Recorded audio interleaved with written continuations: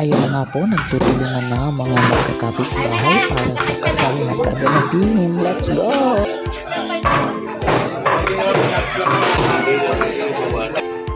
At ito naman ang ating chef cook.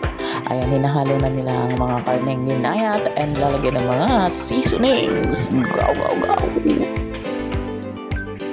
At ayan na nga ang mga tiyuhin na magkabilang panig. Sila na po ang naghahalo ng nilulutong karne. So, sarapan nyo paghalo niyan.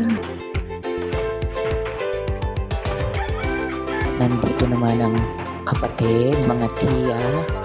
Naghihiwa sila ng mga sangkap, panglahok para sa lulutuing pagkain.